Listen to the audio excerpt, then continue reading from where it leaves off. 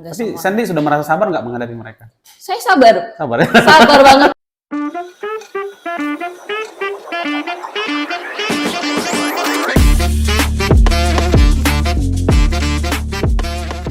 Halo, selamat pagi. Kembali lagi bersama dengan kami, Salam Papua Podcast, media kritis, objektif, akrab, dan bermartabat.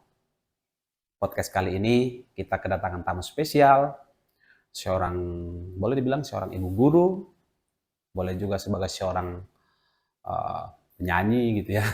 Nanti kita akan gali lebih dalam dan kita akan berkenalan dengan seorang gadis cantik yang berprofesi ganda. Apa profesinya? Kita akan ngulik lebih dalam lagi.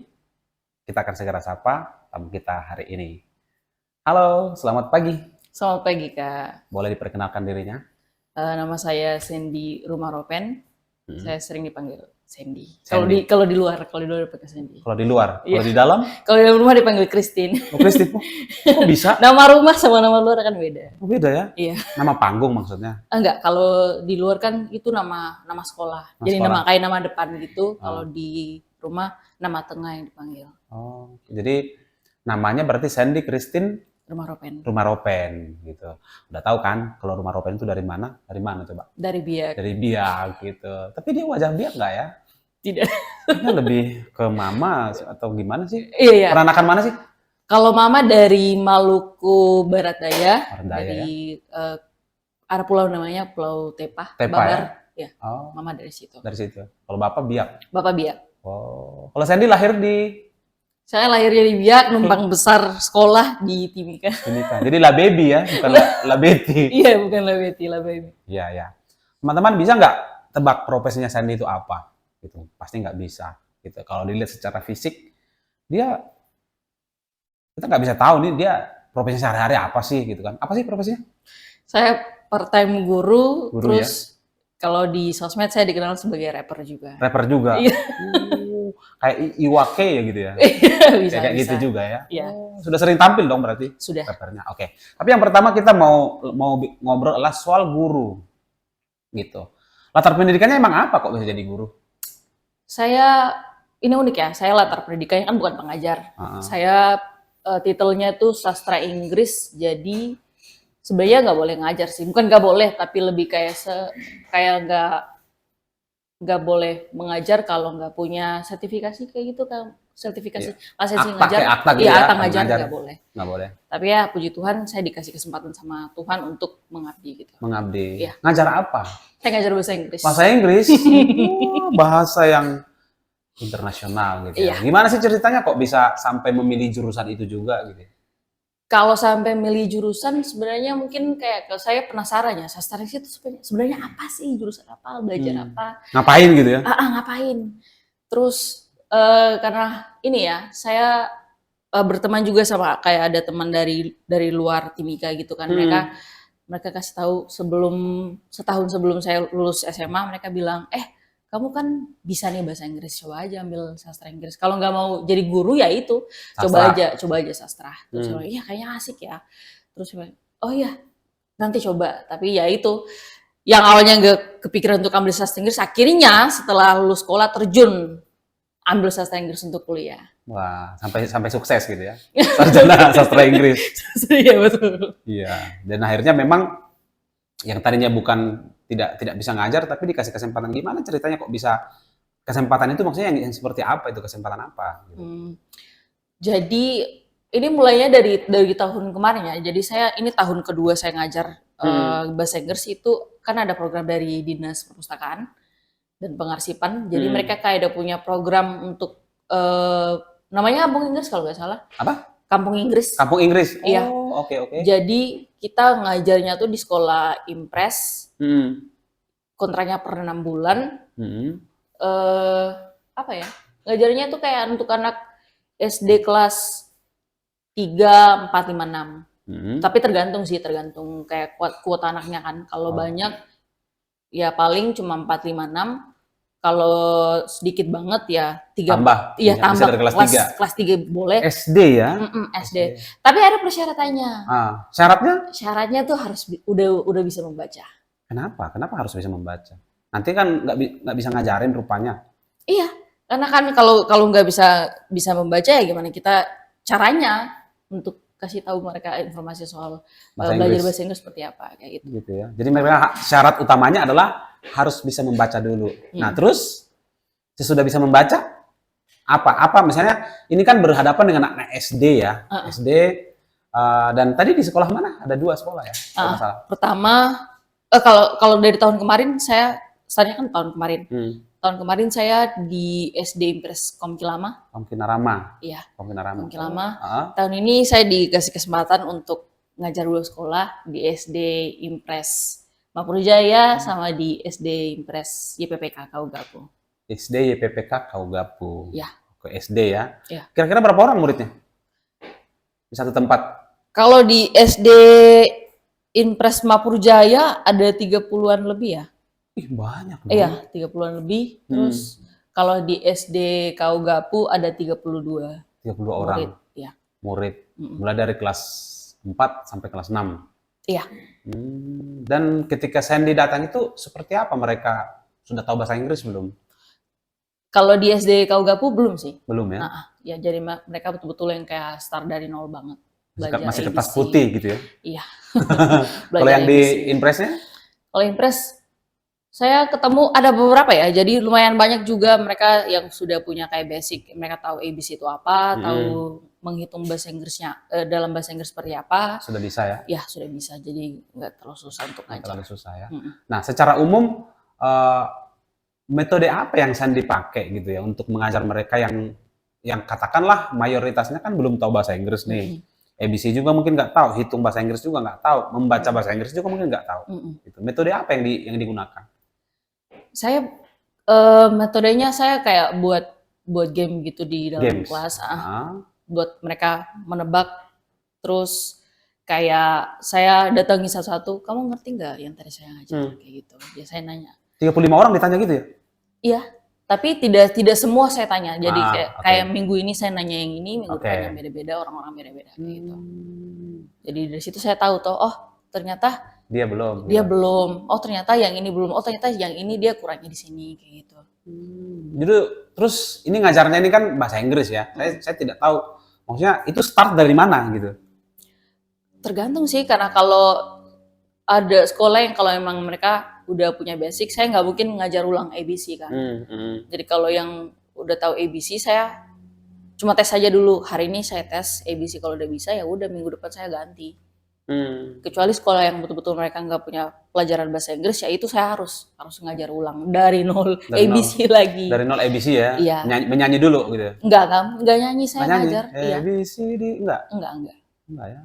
Karena kan ada yang nggak tahu soal kalau ABC nyanyi kan, zaman saya kan ada, tapi kalau anak-anak sekarang yang mungkin kalau di sekolah-sekolah pedalaman pasti nggak tahu. Nggak tahu ya? Iya. Terus kesulitan apa yang saya dihadapi ketika mengajarkan bahasa Inggris dari nol besar? Kesulitan yang saya hadapi adalah mungkin saya dapat anak murid yang mereka proses untuk terima informasinya lambat, yaitu itu sih. Banyak gitu ya? Itu kesulitan dan juga mimpi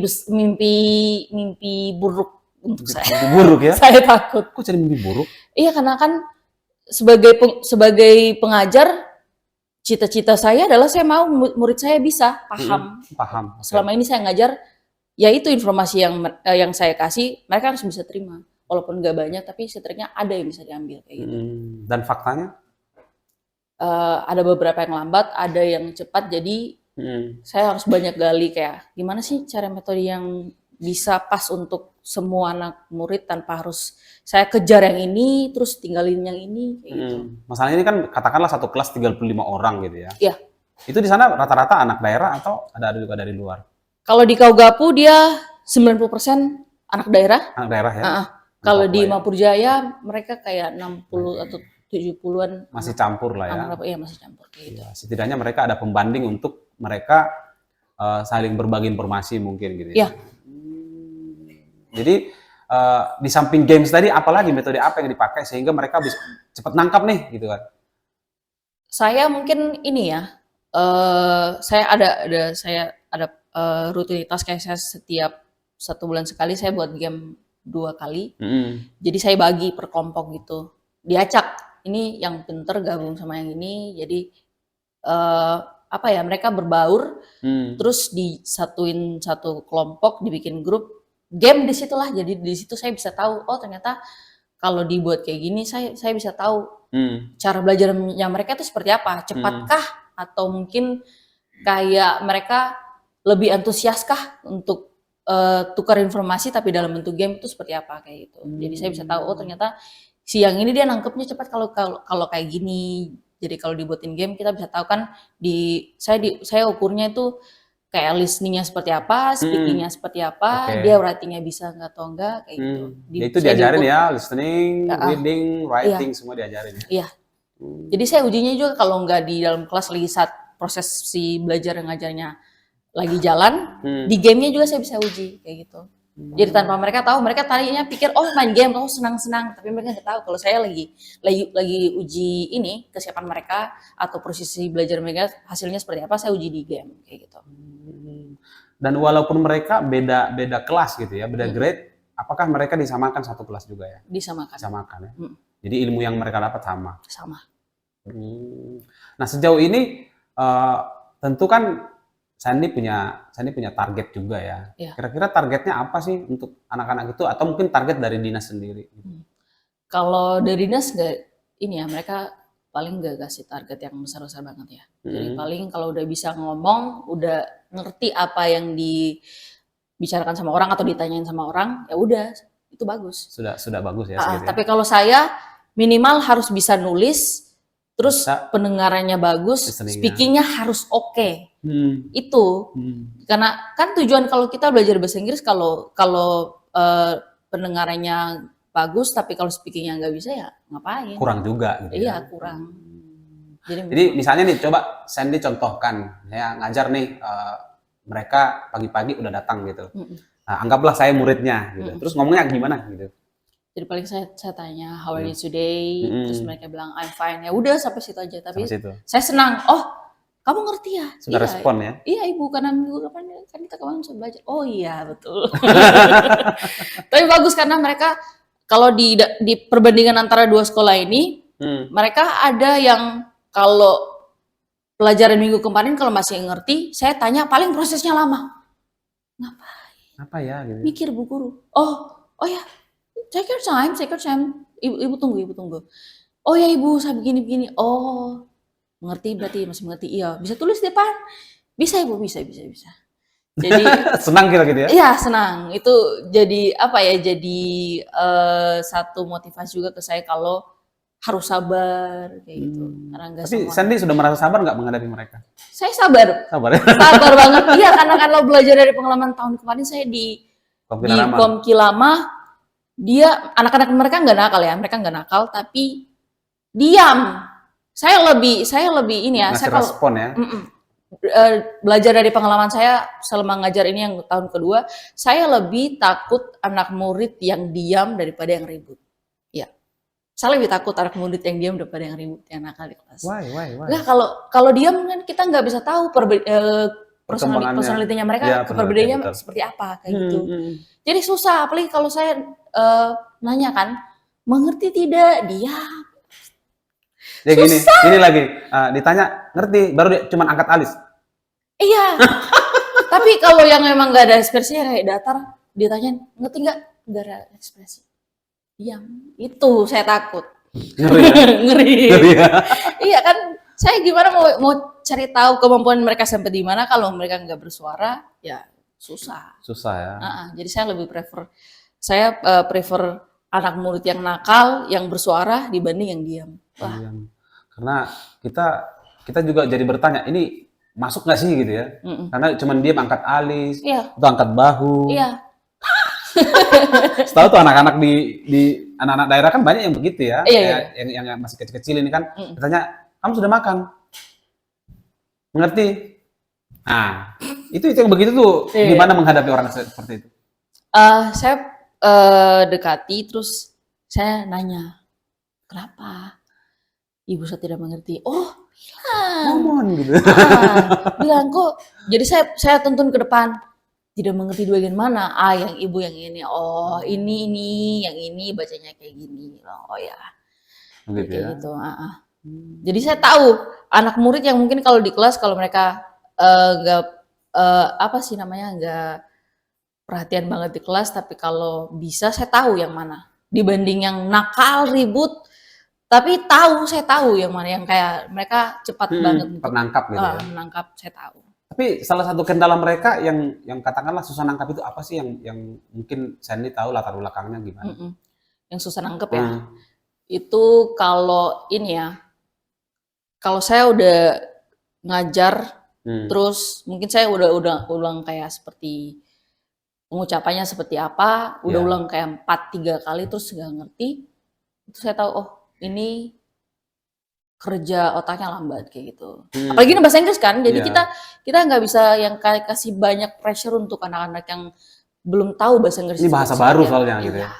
Bahasa baru. Apalagi yang dia kesehariannya tuh bukan belajar, lebih kayak ke dia ngomongnya pakai bahasa daerah. Bahasa ibu ya. Iya, 50% bahasa ibu, 50% bahasa Indonesia, ya susah, kita nggak bisa kasih pressure ke anak-anak seperti yang kayak Jadi gitu. pelan-pelan gitu ya. Iya. Oh. Seperti itu. Tapi selama satu kali pertemuan durasinya berapa lama? Cuma 1 jam. Cuma 1 jam. Cuma 1 Mengajar jam. 35 orang cuma dikasih durasi 1 jam. Iya, cuma 1 jam. Menurut Sandy cukup Pak? Kalau saya sendiri nggak cukup ya, soalnya kan saya kalau belajarnya kalau capek baru istirahat, kalau nggak capek ya nggak istirahat kayak gitu. 1 jam kayaknya nggak butuh istirahat. Nggak cukup. Paling minum doang ya. Iya. Tapi ya itu dari mengajar 1 jam itu saya betul-betul memanfaatkan kayak saya cari tahu ini murid yang betul-betul belum bisa ini seperti apa. Jadi saya kasih reading class, jadi semua harus coba membaca. Kalau sudah selesai, di situ saya tes satu-satu.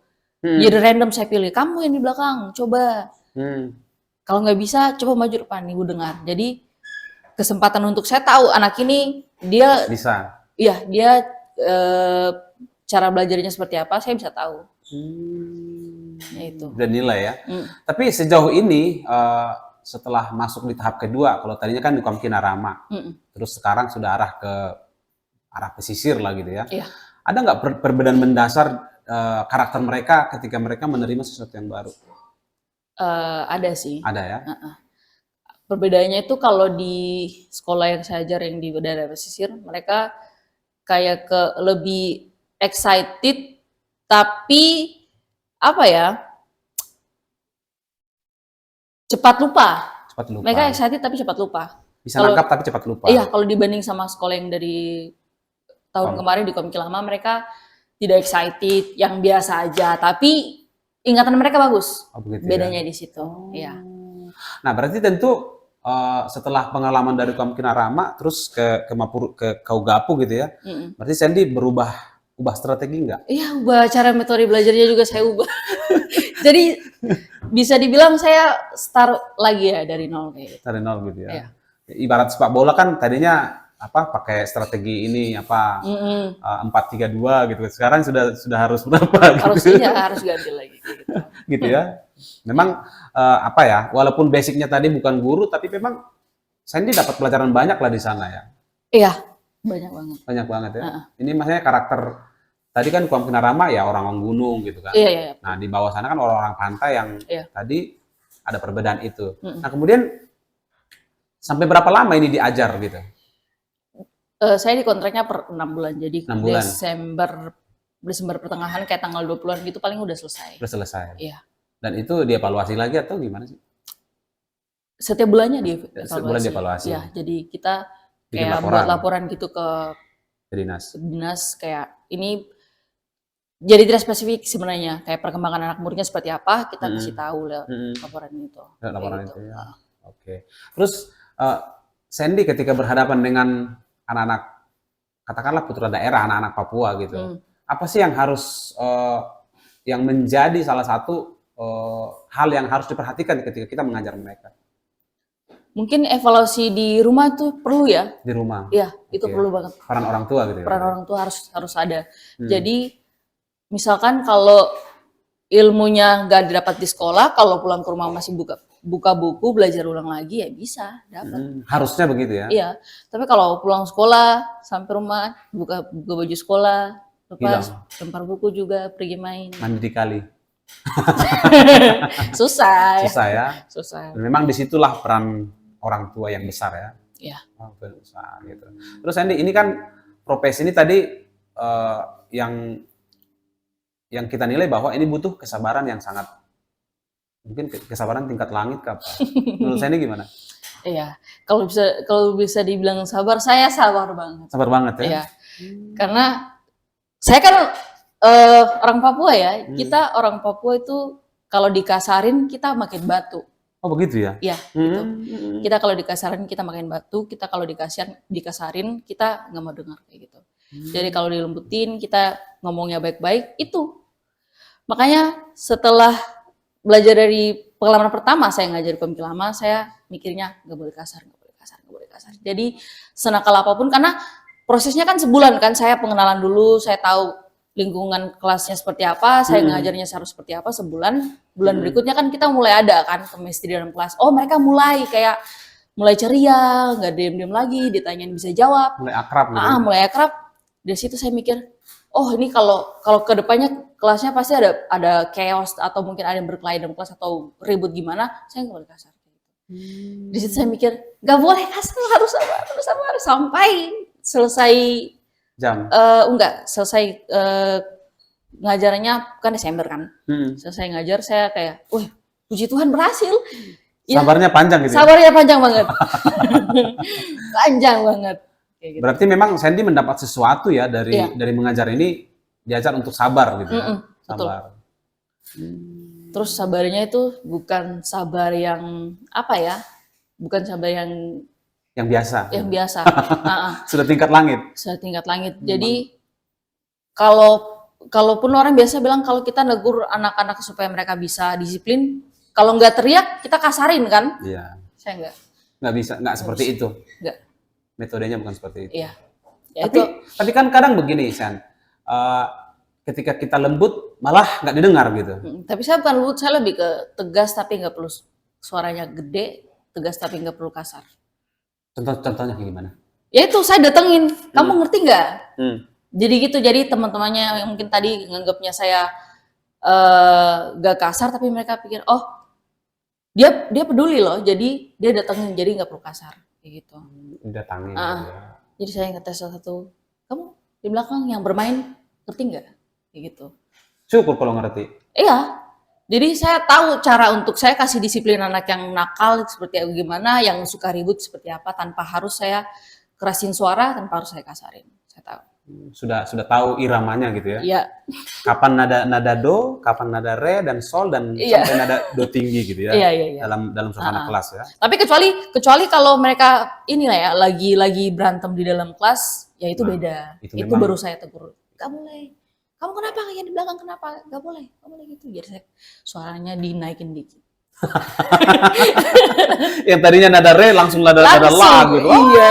Gitu ya. Iya. Duduk. Duduk, kalau tidak saya duduk. Gitu ya. Terus Sandy, ini kamu kan masih muda ya, boleh dibilang ya masih muda lah gitu ya. Sampai kapan kamu akan menjalani profesi sebagai guru?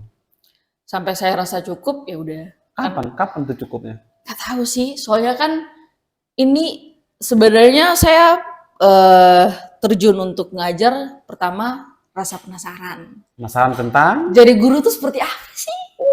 Iya kan? Kok bisa penasaran gitu? Iya, penasaran jadi guru tuh sebenarnya seperti apa, apalagi guru bahasa Inggris ya kan? Karena selama saya menempuh pendidikan dari SD, SMP sampai SMA, ternyata berdasarkan pengalaman saya, momok mengerikan di dalam kelas yang kita bisa dapat itu ternyata kebanyakan dari guru bahasa Inggris. Salah satunya. Ya, selain matematika. Iya. Selain matematika kan. Terus saya mikir, kok bisa ya nggak ada orang yang suka kelas bahasa Inggris? Kenapa? Gitu. Jadinya saya terjun, cari tahu sendiri jawabannya seperti apa. Oh ternyata mereka nggak suka belajar bahasa Inggris pertama karena gurunya galak mungkin. Salah satunya. Gurunya galak. Kedua, faktor yang mungkin saya anggap itu faktor yang sebenarnya paling penting dan harus disadari adalah cara ngajarnya itu gimana. Kalau membosankan ya pasti. Mengajar ya. Iya, kalau caranya ngajar membosankan ya pasti anak-anak kayak ngapain sih belajar bahasa Inggris kayak gitu kan. Jadi mereka nggak aware kalau bahasa Inggrisnya penting. Terus yang ketiga, kalau Mereka pertama kalau mereka nggak sadar kalau kemampuan mereka seperti apa, mereka pasti mikir, ah kalau belajar bahasa Inggris, kalau saya di situ-situ aja, kalau saya nggak bisa ngomong ya percuma. Jadi pertama saya harus cari tahu anak muridnya seperti apa kayak gitu, supaya kedepannya kalau mungkin yang tadinya nggak bisa listeningnya jelek ya diperbaiki, Diajarin gitu, diajarin. harus memang proses gitu ya. Kayak seperti itu. Tapi ini kan Timika ya Sandy. Kebanyakan kan orang-orang nih arah ketika lulus sekolah gitu kan, ya mau kerja di Freeport lah, gitu kan, mau jadi kerja di Trakindo lah atau di mana lah. Kalau Sandy sendiri gimana? Saya justru ini ya, saya keluar dari garis itu karena kebetulan Bapak sendiri kan ini ya, dulu karyawan ex karyawan. Di situ saya banyak tahu kalau berdasarkan dari pengalaman Bapak sendiri kerja kalau di kerja tambang itu kerjanya capeknya luar biasa, tapi gajinya memang nggak main-main ya, Tapi sebanding gitu ya? Iya sebanding, tapi apa ya? Kita nggak bisa menikmati hidup seperti itu. Jadi gitu kalau ya? kalau kerja banyak duit tapi kalau nggak bisa menikmati hidupnya seperti apa? Apa sih tujuannya kayak gitu? Makanya Sandy sampai sekarang belum pernah melamar ke sana. Melamar ke Freeport? Iya. Bagaimana lah kayak kontraktor lah misalnya. Kalau di daerah Lowland kayak di Kuala gitu udah pernah 1 kali. Saya coba. Sempat kerja? Nggak diterima? Nggak tahu juga. Ya. Nggak tahu juga ya, tapi pokoknya gitulah. Nggak di calling balik lagi gitu? Iya. Nggak ada? Gitu ya. Tapi saya nggak berharap sih sebenarnya. Nggak terlalu ke sana ya? Iya. Berarti kamu ini termasuk orang yang apa ya, istilahnya orang-orang liberal dalam arti, maksudnya gaya hidupnya gitu ya, pengen sesuatu dijalani dengan ya seperti kamu punya mau begitu. Iya, terus saya optimis kan kalau kita punya skill yang orang lain pengen dapet, kita nggak perlu kerja keras, ya itu yang harus dikembangin kayak gitu. Saya harus cari tahu lapangan kerja seperti apa yang bisa saya dapat lewat skill. Lihat skill ya, salah satunya dengan bahasa Inggris. Ya. Gitu. Walaupun sebenarnya kan peluang untuk mendapat pekerjaan di perusahaan itu kan besar sebenarnya, karena kamu orang sastra Inggris loh, bisa jadi interpreter lah, bisa jadi apa, gitu, jadi IR-nya kah, gitu. Tapi kenapa kok lebih tertarik menjadi guru aja? Gitu? Satu, saya punya misi tertentu, saya mau mengabdi, kayak gitu. Saya mau mengabdi, terus saya orangnya saya suka kayak berbagi pengetahuan ya. Berbagi ilmu gitu ya? Ya berbagi ilmu saya suka. Gitu sih. Oh gitu ya? Iya. Sampai kapan begitu? Ya nggak tahu. Makanya kan saya bilang sampai saya rasa cukup ya udah. Rasa cukup gitu ya. Nah itu kan, saya kita kerja itu kan pasti juga ada kaitan dengan salary yang kita harapkan. Nah sejauh ini menurut Sandy dengan kontrak ini begitu ya, dengan kontrak ini apakah salary yang kamu dapatkan sudah sebanding dengan tenaga atau ilmu yang kamu keluarkan? Kalau untuk saya sendiri, kalau untuk membayar diri saya sendiri kayaknya nggak cukup. Tapi puji Tuhan bisa untuk kayak bantuin adek yang lagi kuliah di Jogja sekarang, bisa kayak nutupin biaya kos atau minimal kayak ngasih uang makan, bisa. Masih bisa. Puji Tuhan bisa. Oh luar biasa. Ternyata dia sudah menjadi orang yang bertanggung jawab guys. Bisa bantu adiknya loh gitu kan. Padahal kalau misalnya dipikir mungkin gajinya saya nggak tahu berapa ya. Kayaknya nggak usah disebutin berapa, tapi menurut dia udah cukup katanya. Maksudnya lebih dari cukup lah gitu. Bayangkan di Timika nih guys, kota keras. Iya, betul. Menurutmu gimana? Keras banget. Keras banget ya? Iya, kalau kita malas-malesan, kalau kita nggak berusaha ya nggak mungkin uangnya datang sendiri. Jalan kaki ke rumah, mau uang nggak? Ketok-ketok gitu ya? Nggak mungkin. Dia bilang nih, Sandy, saya uang, ada 5 juta gitu. Nggak mungkin ya. Enggak. Harus memang bekerja keras. Iya, harus. Nah gitu, ini kan sekarang banyak orang gitu ya, Sandy, mereka punya ilmu seperti Sandy gitu ya, punya ilmu gitu kan, misalnya sarjana gitu. Tapi mereka, karena mereka mungkin nggak dapat kerja di perusahaan, akhirnya mereka lebih memilih nunggu itu. Menurut Sandy gimana? Itu misi bunuh diri ya sebenarnya. Bunuh diri ya? Iya. Waduh. Karena kalau banyak peluang yang bisa kamu dapat tanpa harus nunggu yang gede, ya jangan nunggu yang di situ, keliling aja gitu. Mulai dulu dari hal kecil misalnya. Iya, mulai dulu dari hal kecil, cari, gali. Selagi uangnya halal, terus kamu bisa nutupin biaya kehidupan kayak soal makan dan sebagainya, transportasi ya udah oke. Apalagi ini gitu. perempuan butuh lipstick gitu ya. Jangan lagi minta dari mama. Iya betul. Ya, misalnya udah disekolahin ya berbakti lah. Iya. Ya kan. Iya. Nah, iya terus tadi di samping sebagai guru juga kan San ini katanya seorang rapper, Iya. bisa juga musik hip hop. Itu gimana ceritanya tuh? Sejak kapan kamu jadi rapper gitu? Ini lucu ya. Jadi saya sebenarnya udah mulai kayak dari 2014-an gitu. Saya mulai dari Itu 2014. dari SMA dong? Iya. Tapi waktu itu saya belum terlalu serius karena kan saya masih sambil sekolah kan. Jadi saya dibilang sama mama kalau kamu kalau kamu nge-rap terus kamu sekolah, ya mending nggak usah. Karena kan nanti kamu nggak fokus kan. Jadi Sekolahnya. minimal kamu fokus dulu satu titik, satu tujuan kamu mau kemana. Bilang iya saya sekolah. Jadi memang betul saya ikutin arahan mama, saya sekolah aja dulu sampai lulus. Terus ada setahun saya nganggur dulu kan. Nggak nge-rap? Bukan. Nggak kuliah? Setelah lulus saya SMA. kuliah, terus saya ngerem-ngerem di situ, terus saya ditawarin sama mama, kamu mau gini terus ya sampai kapan? Terus yang kayak oh iya, terus Baru sadar gitu ya? Terus Peng gitu. terus kata mama, kamu kalau nggak kuliah, terus kamu nggak bisa kerja, siapa yang mau kasih uang? Saya kayak gitu, oh my god, ya tantangan baru lagi kayak gitu kan.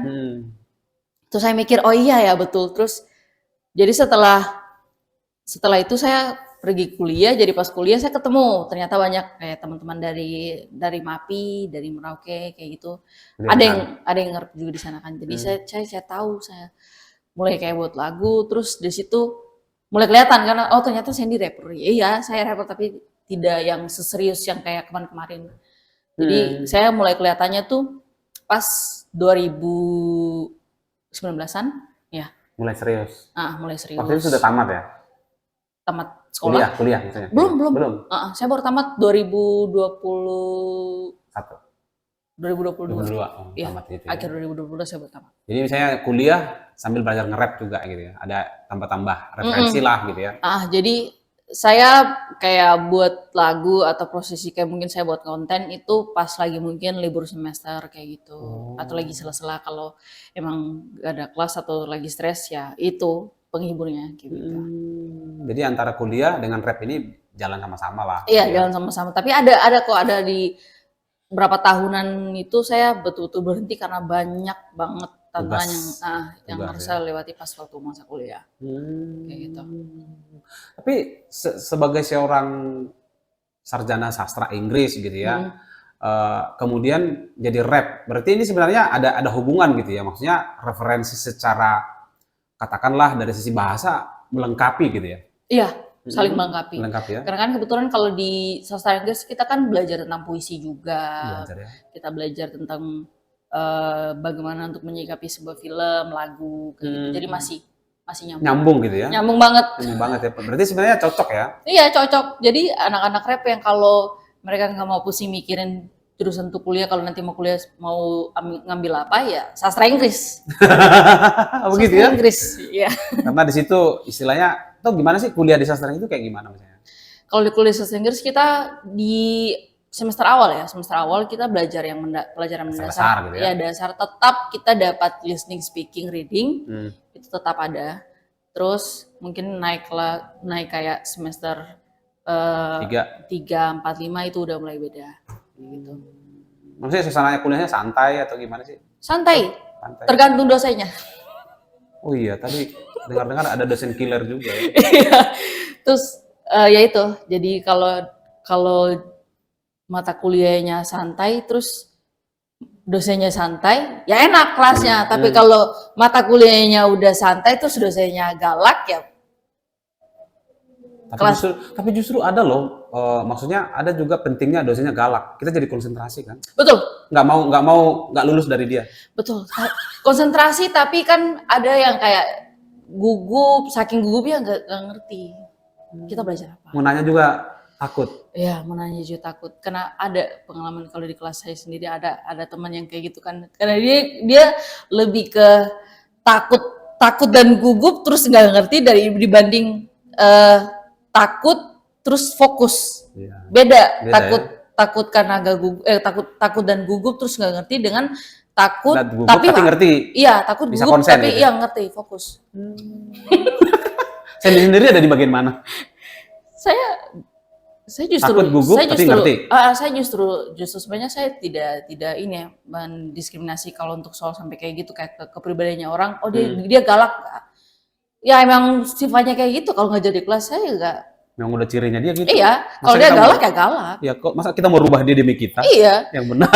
Jadi saya tidak membatasi diri untuk kayak menilai seorang ini ya pengajar kayak ya dia dosen killer. Ya udah kalau dosen killer kenapa? Urusan dia gitu. Urusan dia. Yang penting kamu handle dia bisa. Iya, bisa. saya bayar SPP per bulan ya untuk dia ngajar ya udah sampai situ. Terserah dia mau cara ngajarnya seperti apa ya saya terima. Ya kita harus menyesuaikan dong. Iya. Ya.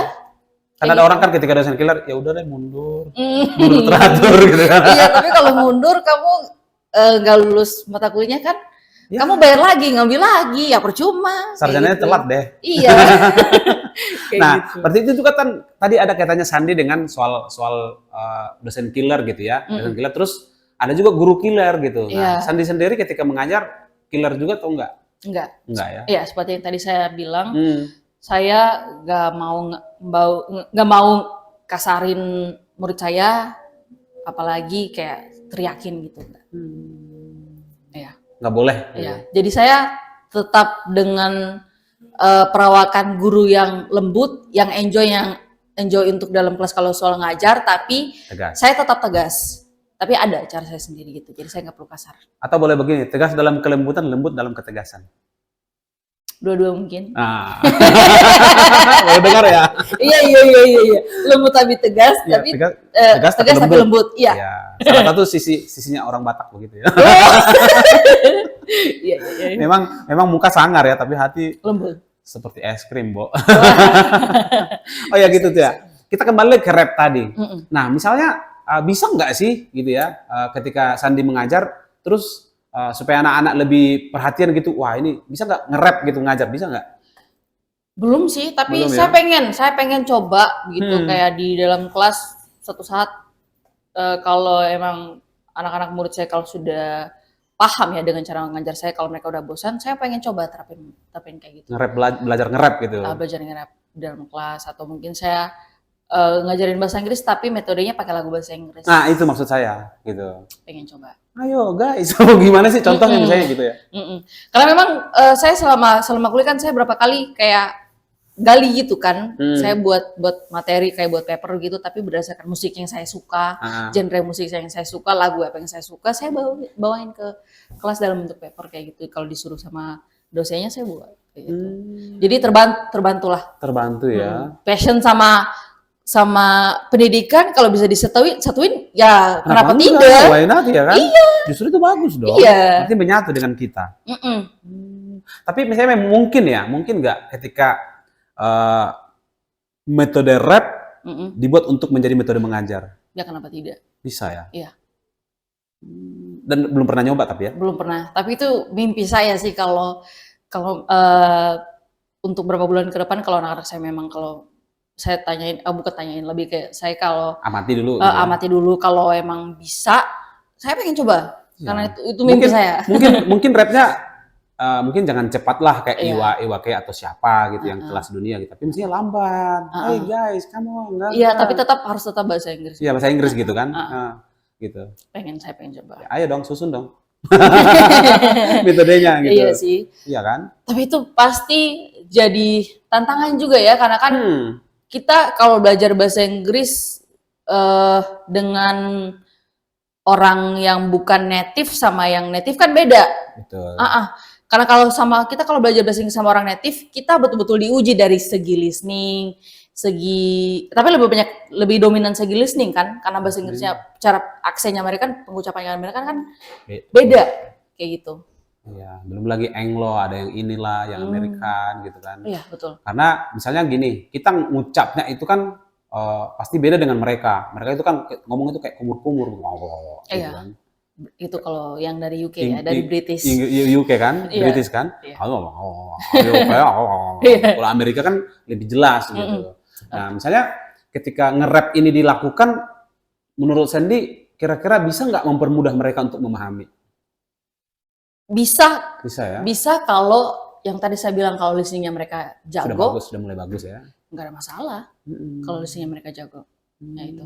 Jadi sebenarnya ya itu kembali lagi ketakutan saya ya kalau saya gak berhasil buat mereka paham tentang ilmu listening itu seperti apa. Kalau saat saya ajari ya itu kegagalan saya rasa. Kayak gitu. Tapi sejauh ini so far apa yang Sandi programkan untuk mereka masih jalan gitu ya? Dan mereka paham. Dan mereka paham. Mereka paham ya. Jadi bisa lah. Oke, ini kan saya bilang tadi bahwa ini rap digabungkan dengan mengajar itu kan sesuatu yang metode baru ya, maksudnya ya kenapa enggak gitu? Pasti ini akan lebih menarik, suasana kelasnya jadi rame gitu. Nggak cukup 1 jam dong? Iya, 1 jam nggak cukup sih. Apalagi kalaupun materi yang mereka ambil kalau dari dalam musiknya mereka paham listeningnya seperti apa, speakingnya seperti apa, terus reading, karena pasti kan saya harus cari tahu yang musik yang punya teks kan kayak gitu.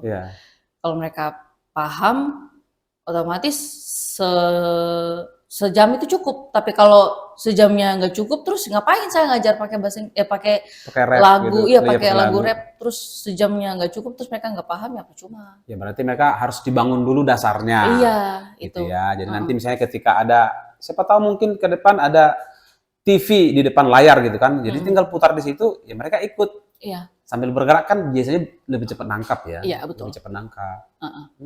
Tapi anak-anak, kalau menurut saya, anak-anak zaman sekarang mereka lebih cepat nangkap informasi, lebih cepat belajar. Kalau mereka sudah tersentuh sama gadget, sama internet kayak gitu. Tapi kalau yang belum ya susah. Nah kalau dia kembali kita ke kampung tadi, di sana mereka sebagian belum ya? Kalau di daerah pas tengah-tengah Mapur Jaya udah. Sudah ya? Nah, mereka yang Kaugapu? Kaugapu belum. Belum ya? Mereka masih, istilahnya otaknya masih murni gitu ya? Masih murni. Tapi sebenarnya lebih cepat nyerap loh yang begitu. Ya. Ingat hal-hal yang baru itu kan langsung cepat nangkap gitu. Ya, who knows. Jadi ya mudah-mudahan nanti saya bisa kesampaian untuk coba gabungin musik rap untuk soal ngajar. Iya. Siapa tahu mungkin 15 minute gitu kan, bikin, ayo kita nyanyi yuk gitu kan, ada lagu nih, jadi mungkin cuma 4 baris gitu ya, tapi dengan musik gitu kan mereka akan pasti coba deh. Lebih enjoy. Iya, saya sarankan begitu Sandy. Karena pasti mereka, wih kita kan belajar nge-rap sama Bu Guru. Iya, kan ada lagi mereka pikir, adalah ternyata kita bisa belajar sambil kayak gini, jadi mereka tidak bosan. Iya, maksudnya kan mindset mereka itu kan harus dirubah, bahwa bahasa Inggris itu bukan melalui tulis, ya kan hafal, bener nggak? Iya, betul. Iya. Nanti Sandy harus buat ya. Iya, tapi memang itu salah satu mimpi saya sih. Saya pengen coba nerapin belajar bahasa Inggris melalui lagu. Iya. Karena ketika saya dulu ya, saya SMP zaman dulu lah, SMP baru belajar bahasa Inggris. Jadi paling disuruh nyanyi begini, Are you sleeping, Brother John, morning bell a ringing, ding dong ding, ding dong ding. Ganti lagi kelompok lain gitu. Nah mungkin Sandy coba begitu nggak? Ada lagu-lagu begitu? Belum sih, belum ya? Coba ya. Karena mereka masih dari ini dulu ya, vocabulary dulu ya. Iya. Vocabulary harus hafal dulu. Betul sih. Karena memang untuk berapa bulan ke depan paling saya ngajarnya tuh, saya selang-seling sih, ada yang saya ngajarnya untuk vocabulary, jadi saya tahu kemampuan mereka untuk simpan vocabulary seperti apa, saya bisa coba seminggu kemudian kalau setelah ngajar. Terus saya ganti lagi, jadi mereka tidak monoton belajar tentang vocabulary, jadi saya ganti kayak mungkin belajar buat sentences, buat kalimat. Sentence. Sentence. Jadi memang diganti-ganti ya, materinya diganti sehingga mereka ini dapat. Iya, gitu. betul. Nah, kemudian nanti juga who knows, berarti mereka kan satu waktu sudah bisa pas mereka ketemu, Hi Miss Sandy, how are you? What? Iya sih. Tapi justru saya kaget waktu pas sebulan saya ngajar di SD Impres, bukan sebulan. Sebulan, sorry. Sebulan saya ngajar di SD Impres Mampur Jaya. Itu bulan pertama ya kan. Jadi otomatis saya banyak dapat surprise di situ. Jadi ini pas kelasnya udah bubar, saya udah mau balik ke mobil, ada anak murid yang teriak, Ibu guru I love you. Hah? Kamu belajar dari mana? Gitu ya? Tapi saya tidak kaget ya, karena kan kalau masih di daerah situ mereka kan pasti punya akses untuk belajar bahasa Inggris apapun bentuknya ada. Iya. Pasti Ya, ada. sudah ada TV sudah ada wifi mungkin di sana gitu ya, sudah bisa nonton yang dari siaran dari Iya. bahkan sekarang juga kan kayak televisi swasta itu kan ada yang mencoba menampilkan kartu-kartu yang sederhana. Iya, betul. Tapi saya Sandy sarankan itu anak-anak yang sedang belajar bahasa Inggris dari nol itu apa sih disarankan untuk mereka supaya mereka lebih cepat gitu? Kalau saya sih, kalau untuk tanpa ini ya, tanpa gadget, saya sarankan mungkin kayak membaca gitu, bukan komik, lebih kayak ke buku Buku bercerita, bergambar. iya buku bergambar untuk anak-anak. Mm-mm. Soalnya kalau menurut saya kalau kita biasakan anak-anak di umur belia kayak umur 5-6 tahun, kita mau coba belajar bahasa Inggris, terus kita biasain sama gadget, susah. Dia lebih fokus ke gadget. Iya, lebih fokus ke gadget. Jadi kalau sekali nggak pakai gadget, dia susah untuk menerima pelajaran informasi kayak gitu. Jadi kita start dulu dari harus coba buku. Jadi kalau buku dia udah bisa, ya kedepannya dia nggak bakalan tergantung di satu metode belajar, tempatnya, lingkungan kayak gitu. Betul. Jadi dia dengan metode apapun dia sudah mau gitu Iya, ya. betul. Tapi waktu Sandy mengajar itu ada dikasih buku nggak sama anak-anak? Tidak. Tidak. Saya murni saya ngajar lewat papan tulis saja. Sudah disimpan di sini semua ya. Betul. Jadi apapun yang mungkin saya pengen coba untuk keluarin hari itu, ya saya harus berusaha sampai, karena kan cuma sejam kan. Iya. Saya harus berusaha berpacu dengan waktu. Iya, jadi saya harus berusaha sejam itu, apa yang saya pengen keluarin untuk hari itu harus selesai. Ya, Sandy kan malam udah persiapin ya. Oh, materi hari ini adalah tentang bla bla bla, tulis. Itu sudah yang dikeluarkan selang 1 jam itu. Iya, terus saya juga kan punya kayak misalnya mungkin dalam sehari saya udah bisa uji coba berapa anak murid yang paham itu. Oh, sampai ternyata ya itu kesenangan saya tersendiri. Iya, saya pikir sekarang itu kan metode mengajar itu bukan lagi membosankan kayak zaman saya dulu gitu kan. Duduk, tenang. Sekarang kan sudah bisa pakai musik, sudah pakai alat peraga gitu Iya, kan. betul. Iya kan? Tapi saya kebetulan tidak difasilitasi untuk alat peraga. Tapi tahun kemarin sempat Ada. Waktu di Kompirama. saya dikasih Infocus, dikasih laptop, wifi Indohome, bukan Indohome, Orbit. Orbit, oke. Iya. Jadi banyak alat peraganya gitu. Tapi tahun ini ternyata saya dicoba lagi. Harus memang betul-betul manual. Iya, manual, jadi papan saja alat peraganya. Cuma papan tulis, spidol, sudah. Tapi memang apa ya, tetap enjoy ya. Oke. Ya, coba mungkin pemirsa kita kan penasaran nih. Gimana contoh Sandy mengajar gitu ya. Oke kids, misalnya apa gitu ketika perkenalan gitu. Mungkin bisa contohkan supaya pemirsanya kita bisa mungkin lihat gitu. Kalau perkenalan biasanya kan saya tulis per kata untuk satu kalimat ya. Satu kalimat itu saya tulisnya per kata. Saya tulis per kata, jadi kayak what is your name, saya tidak tulis langsung what is your name. Saya tulis what is your name. Jadi otomatis dari per kata itu sampai tersusun bagaimana kalimatnya, itu mereka tahu, oh ternyata ini bunyinya seperti ini, oh ternyata ini cara bacanya seperti ini. Jadi what is your name. Jadi saat saya sudah tanya anak muridnya what is your name, jadi mereka mikir oh nama saya, kayak gitu. Jadi mereka sudah ada gambaran kalau ternyata sepanjang kalimat ini bunyinya seperti ini. Jadi mereka bisa jawab, walaupun mungkin prosesnya agak lambat. Oh, what is your name? My name is Jawabnya begini gitu. Mereka kan sudah kita ajar misalnya. What is your name? Oh, my name is Sandy misalnya gitu ya. Mereka sudah paham lah sampai situ ya. Sudah. Oke, misalnya coba Sandy contohkan misalnya lagi berhadapan, anggaplah saya muridnya. Misalnya sapa gitu ya. Kita mau mulai pelajaran gitu, coba. Okay. How are you? Oke. Terus paling saya kasih good morning dulu. Good morning, how are you? Terus mereka jawab I'm fine. Terus saya kan ajar kalau ditanyain, tanya balik. Gak sopan kan kalau nggak diam aja gitu. Iya. Terus mereka bilang I'm fine, thanks. And you? And you? Fine too. Terus saya I'm fine. Terus kalau kadang kalau saya bilang saya nggak baik, terus mereka bingung. Waduh, kalau nggak baik, terus kita jawabnya, kita tanyanya gimana lagi? Iya. Terus saya bilang ya kalau orangnya jawabnya nggak baik ya udah nggak usah tanya. Yang penting dia udah jawab, udah selesai. I'm bad katanya. Iya, jadi kalau ada yang mungkin nggak ngerti kalau saya bilangnya I'm bad, terus mereka mikir daripada nanya pakai bahasa Indonesia, mereka mikir ibu guru kenapa? Oh gitu ya. Kadang saya bercanda kan, tapi mereka mikirnya serius, dia suka nggak bercanda. I'm not fine. I'm not so healthy for today. Hah? Apa Bu Guru? Itu makanan kan? Guru lapar. Jadi kayak begitu. Ya gitu ya. Jadi memang apa ya, Sandi begitu menikmati ketika mengajar bahasa Inggris ini sama anak-anak ya. Iya. Oke. Mungkin seperti tadi nge-rap gitu ya. Saya kembali lagi ke rap dengan belajar. Kira-kira mungkin Sandi sudah ada gambaran nggak? Mungkin ada contoh gitu, misalnya ngajar dengan nge-rap.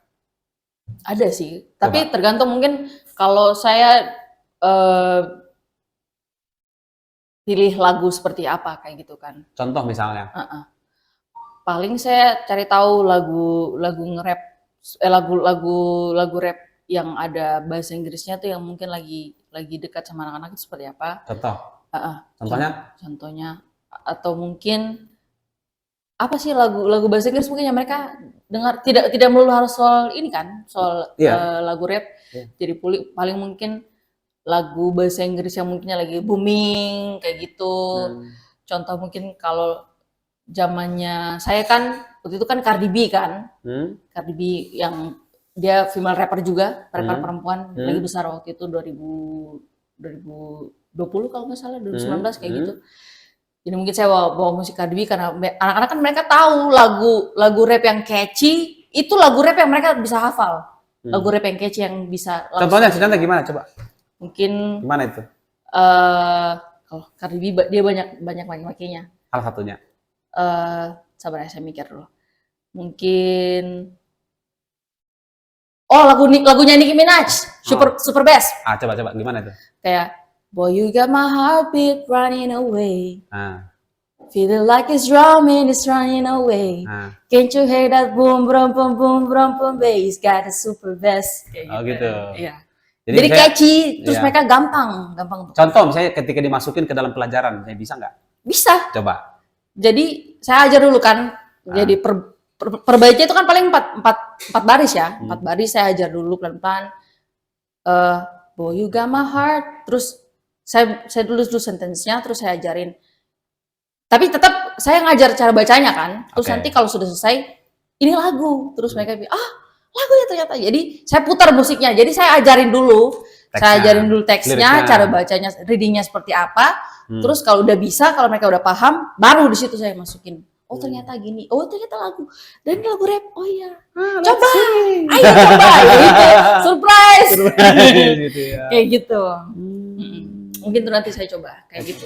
Kurang lebih metodenya seperti itu. Ya. Ayo guys. Kayak begitu. Ya. Itu memang apa ya, menjadi salah satu metode baru untuk mengajarkan sesuatu yang baru kepada anak-anak supaya mereka lebih cepat menangkap. Karena musik itu kan adalah bahasa yang universal. Betul nggak? Betul. Ya, tapi Sandi belum coba jadi. Ya itu, karena apa ya? Bukan saya lebih kayak mikir ada keterbatasan dari setiap anak untuk belajar kan. Tidak semua anak kita bisa kasih sama rata cara belajarnya. Betul. Jadi kalau ada yang nggak bisa ya saya harus tetap tunggu. Jadi nggak mungkin saya biarin anak itu tertinggal. Dia karena cara belajarnya jelek atau mungkin lambat, saya nggak bisa. Saya harus tetap tunggu yang ini. Tunggu dulu. Karena memang dia harus didekati juga ya. Ya. Yang tadi Sandi bilang kalau kita marahin mereka ya jadi batu. Iya. Luar biasa ya. Kita kasarin makin kasar, kita batu dia. Iya, kita kasarin makin batu, susah. Langsung dia bilang gini. Lalu gini. Karena memang kebetulan setelah kalau di sekolah Kaugapu setelah proses belajarnya sudah sebulan, di situ mulai saya tahu apa sih namanya kayak sifatnya mereka seperti apa, terus saya mulai gali keseharian mereka di rumah seperti apa. Di situ saya tahu, oh kasihan ternyata kayak gitu. Faktanya kayak gitu. Makanya saya mikir kalau kehidupannya mereka sudah berat, ya otomatis sekolah tidak boleh kasih banyak pressure kayak gitu. Betul, saya setuju. Jadi sekolah harus jadi tempat yang menyenangkan untuk belajar, sekolah harus jadi tempat yang tidak boleh jadi tempat yang mengerikan untuk anak-anak cari ilmu. Gimana mereka mau semangat belajar kalau sekolah dalam mengerikan untuk anak-anak? Di rumah udah berat, di sekolah tambah berat lagi. Iya. PR, tiap mata pelajaran 5, PR semua. Jadi pulang sekolah, tidur, bangun, besok paginya mikir, aduh PPKN, aduh bahasa Inggris, gurunya jelek. Gurunya kasar. Gitu. Gurunya kasar, mukulin. Gitu. Langsung dia bilang begini, Miss Sandy boleh. Ya kurang lebih kayak gitu. Iya. Jadi memang jadi guru itu kalau boleh dibilang, ya dibilang susah ya dibilang enggak ya susah juga gitu kan. Sebuah profesi yang mulia tapi ya memang tidak semua orang bisa jadi guru. Apalagi kalau kamu pribadinya gak sabaran, susah. Don't ever say.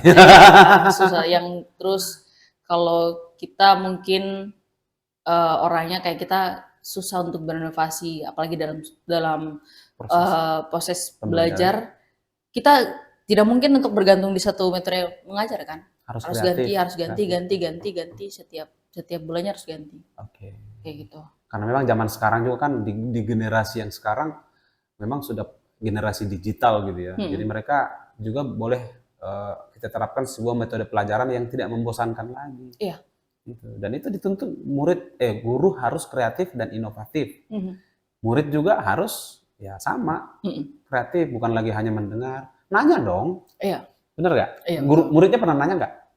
Ada ya. Ada yang pernah nanya. Jadi itu dari Kaugapu, dari Kaugapu 1 orang, terus dari Mapurjaya kalau nggak salah ada 2 orang. Tapi kalau untuk soal nanya lebih berani itu dari Mapurjaya. Ya itu karena mungkin anak-anak mereka kan sudah terbiasa soal bahasa Inggris mungkin. Jadi bukan hal yang baru. Jadi kalau dari bahasa Inggris dari Mapurjaya biasanya tuh mereka nanya kalau ngerti, mereka mikir, mereka biasa nanya, Ibu ini saya pikir, ternyata begitu Kasang. Iya, salah. Tapi saya senang kalau dapat ini ya anak-anak yang suka bertanya. Masih ada kritisnya gitu ya. Ada kritisnya. Jadi saya mikir berarti mereka dia mengikuti. Mereka betul-betul fokus di kelasnya gitu. Dibanding yang saya tanya terus nggak bisa, ya nggak mau bertanya ya susah. Kayak gitu. Oke, Sandy. Jadi itu ya tadi ya 2 profesi, jadi guru dan jadi rapper menjadi satu, itu adalah sebuah profesi yang unik, dan bagi Sandy itu sudah menjadi sebuah rutinitas gitu ya yang dia jalani selama beberapa waktu ini. Mungkin ada yang mau disampaikan gitu ya, bahwa kepada orang tua supaya lebih aware dengan anak-anak di rumah gitu. Kalau pesan saya mungkin anak-anak harus banyak dievaluasi setelah pulang sekolah pertama. Terus kedua, kita kalau mau punya anak yang pintar, otomatis kita bisa tahu proses belajar mereka seperti apa. Jadi jangan melulu kita tahu sekolah itu untuk memintarkan anak. Tidak. Jadi kalau mau tahu kemampuan anak seperti apa, ya kita harus tahu, kita evaluasi mereka, cari tahu bukan kemampuan, lebih kayak ke gimana proses belajar yang mereka dapat sampai tidak kayak gitu. Itu kedua. Terus ketiga, kalau mau punya anak yang pintar, ya kamu juga harus jadi guru di rumah. Orang tua juga harus jadi guru di rumah, harus terlibat dalam proses belajar anak di rumah. Karena menurut saya pendidikan yang bagus itu adalah pendidikan dasar dari rumah dulu, sebelum anak-anak diterjunkan ke lembaga pendidikan sebetulnya. Oke. Apalagi memang di masa SD ini mereka memang harus dibimbing ya. Banyak orang tua harus lebih kerja keras juga ya. Iya, betul. Oke. Demikian tadi perbincangan kita dengan Sandy Rumaropen, seorang guru dan juga seorang rapper. Kita tunggu karyanya, belajar sambil nge-rap untuk anak-anak. dan saya yakin hasilnya akan luar biasa. Nah, ya, pasti. Kalaupun saya buat konten nanti saya tag Salam Papua. Oke, harus dong. Iya, biar kita update. Oh, Sandy sudah berhasil tuh. Gitu kan. Iya. Iya, karena kan ini pasti akan membuat dunia pendidikan itu seperti ada yang metode baru gitu. Belajar sambil nge-rap. Come on guys. Gimana lah cara saya nggak tahu gitu ya. Iya. Jadi kita tunggu hasil karyanya Sandy. Selamat berkarya terus. Makasih. Jadilah menjadi kakak yang baik untuk anak-anak yang ada di Kaugapu, yang ada di mana lagi? Mapurujaya, SD Impres Mapurujaya, sama SD PPK Kaugapu. Kakak Sandy ada di sini, tetap mendukung kalian semua. Oke? Demikian tadi perbincangan kita dengan Sandy Rumaropen, seorang guru dan juga seorang rapper. Salam dari Timika Papua. Jangan lupa subscribe, komen, share kita punya podcast ini sehingga bisa berbagi dengan yang lain. Akhirnya, burung nuri, burung cendrawasih. Sekian dan terima kasih. Salam Papua, Timika, Mimika, Provinsi Papua Tengah.